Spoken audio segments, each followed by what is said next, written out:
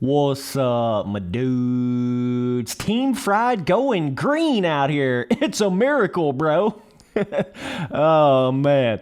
So, yeah, Jason Anderson going to Monster Energy Kawasaki. Okay.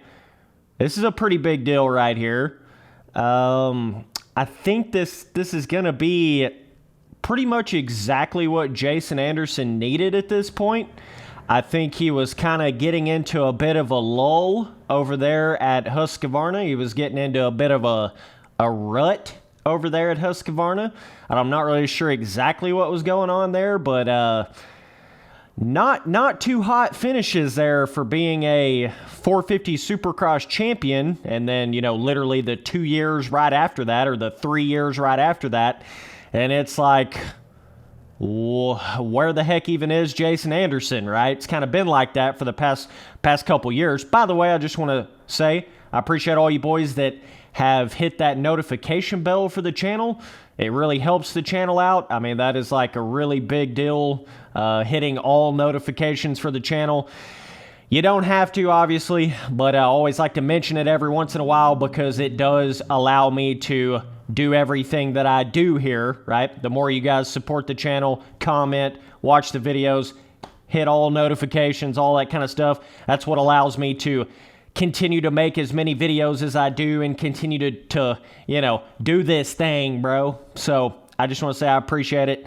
Anyways, yeah, I think that Jason Anderson is his personality is going to fit pretty good with Adam Cincerulo. I think they're both pretty laid-back dudes. They're both pretty chill guys, pretty logical thinking guys, I think they're going to fit in really good. And I think Jason Anderson's kind of getting to that. He's not done so good for the past few years that he's got something to prove now, right? And now he goes to a whole different bike. It's all kind of lining up for Jason Anderson to really be able to prove himself again, I feel like. And we're going to see, the result of that. And I think Adam Cincerulo is right in that same boat too. He's really trying to prove something on the 450 after everything that happened in the 250 Supercross Championship. And then, being so close to really getting there in the 450 class, but still not quite getting there, right? Hey, I think Adam Cincerulo's got a lot to prove. Jason Anderson's got a lot to prove, and they're both on the same team now, so it'll be really cool to see kind of what develops out of that little dynamic duo, right? Team Fried finally on green, baby. I mean, I think we've been waiting for this day. It just all makes sense, you know what I'm saying, dog? But, yeah, I mean, I don't know how much longer Jason Anderson plans to pro race. He kind of seems to be going down this vibe of trying to make it all last. Jason Anderson was definitely older as far as when he first got into the 450 class. He's definitely a little more seasoned. You guys remember it was Anderson against Seeley in the 250 class, and Seeley's now been retired for how many years? 2 or 3? I can't even remember exactly when Seeley retired, but, I think Jason Anderson, some of these boys that didn't really blossom until later on in the 250 class, like Jason Anderson, Osborne, Seeley, these particular guys, Muscan, they were older when they started to really blossom in the 250 class. Therefore, they're not going to have quite the longevity in the 450 class as somebody like a Tomac or Webb or somebody like that, where they was popping off pretty quick in the 250 class. You know what I mean? It's kind of different when they do that sort of vibe with it. So, but yeah, definitely let me know down in the comments how good you guys think Jason Anderson's going to do on the Kawasaki. It's going to be stacked this next year. Of course, we all say that every year, but not only is it going to be stacked, but it's like everybody seems to be trying to prove something because it seems like everybody's on a different bike, right? It's like Webb's trying to prove he can back it all up. Roxon's trying to prove he can do it again because he's been Mr. Second Place for like quite a few years now, right? So he's really trying to prove something before he retires. You got Tomac going to Star Yamaha. You got Plessinger potentially going to KTM. You've got So like Tomac's trying to prove something there. Plessinger's going to be trying to prove something. Anderson's going to be trying to prove something. Cincerillo's really trying to prove something. Ferrandis is really trying to prove he can do it in the Supercross. You see what I'm saying? Like, everybody's got something to prove now. Everybody's really got something to prove now, and I don't think it's really quite been that way. I mean, obviously, people are always wanting to do good in the races and stuff, but I feel like it's almost like everybody's got this do or die mentality. They're going to have that with Supercross in 2022, like straight up. These boys in the 450 class, it's basically going to be do or die type shit. A lot of these boys are starting to get upper in the age. Barsha, Marvin Muscan's on a one Supercross year deal. He's trying to go out with a bang.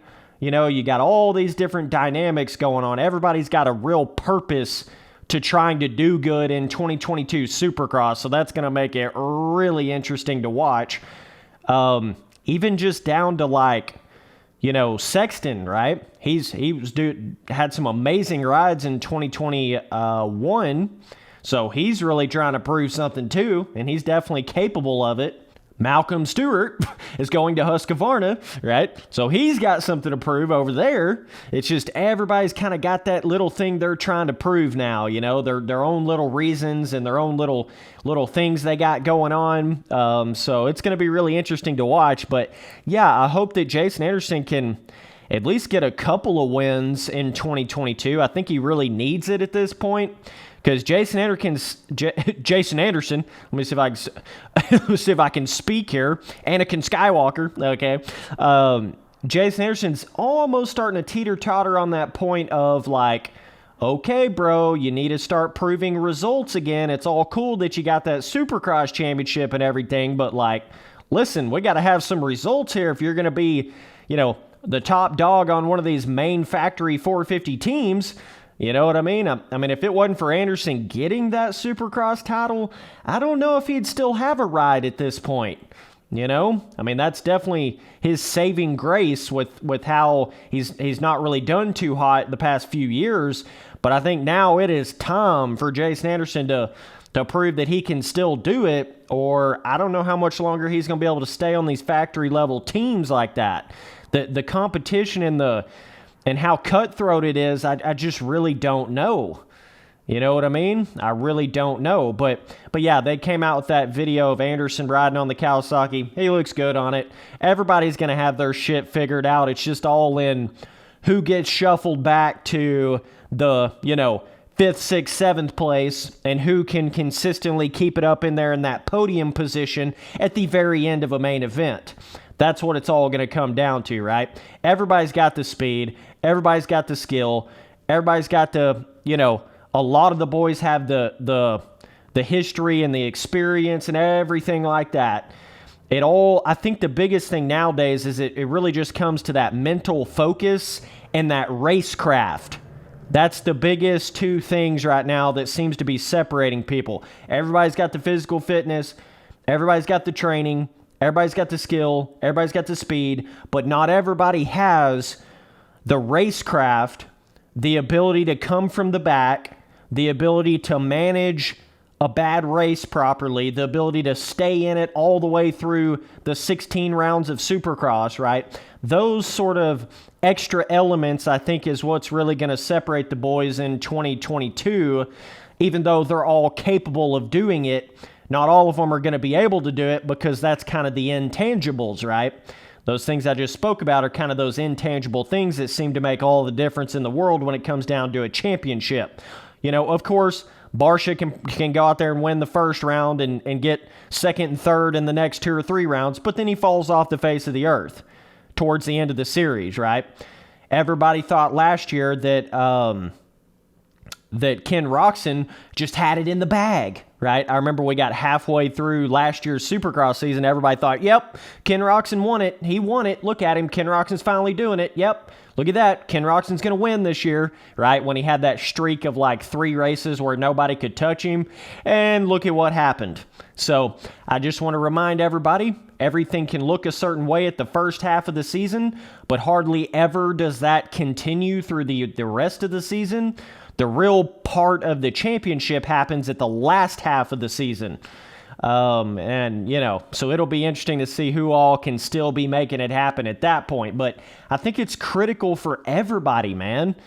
It is critical for everybody at this point. Like, if Adam Cincerillo don't start proving his shit, if Jason Anderson don't start proving his shit, it's not going to be good, man. These boys are not going to continue to just have that full-blown factory-level ride if they don't get some wins this next year, you know? They're going to have to start doing that. But either way, man, yeah, I think this is a really good thing for Jason Anderson. I think Monster's got that cool, chill vibe with everything. It's going to fit right in with Team Fried, baby. Hell yeah. Going green. Oh, yeah.